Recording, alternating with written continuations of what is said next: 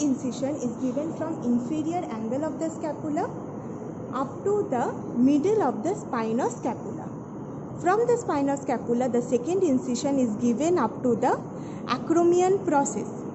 From there, I have extended the line of incision up to the junction of upper 1/4 and lower 3/4 of the back of the arm. Then I have reflected the skin. Once I reflect the skin, I have got the superficial fascia and the deep fascia. After removal of the fascia, I will get the contents. This is the deltoid muscle. Beneath this muscle, there is infraspinatus, and this is teres minor.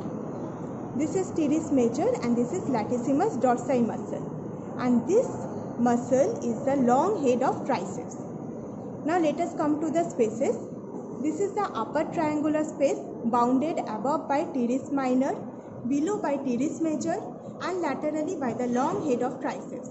Content is the circumflex scapular artery with this accompanying veins.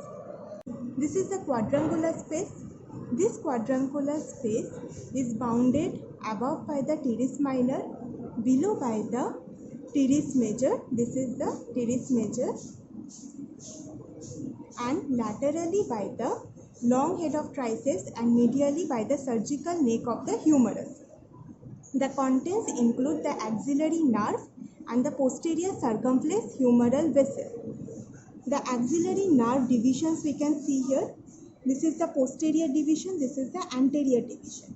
The posterior division presents a pseudoganglion.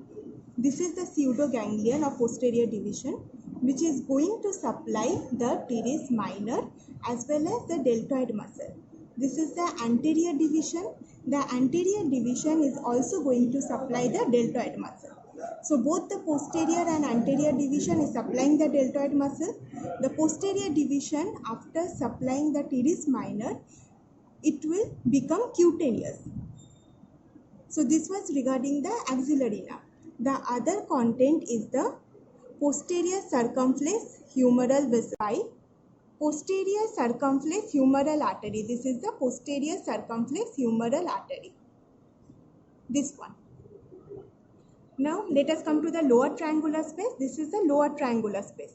This lower triangular space is bounded above by the teres major, laterally by long head of the triceps, and medially by the humerus. Let us come to the contents. Among the contents there is, this is the radial nerve, this one, and this is the arteria profunda brachii. Both these contents will enter into the spiral groove of the humerus. This is the radial nerve and this is the arteria profunda brachii. That's all regarding this region.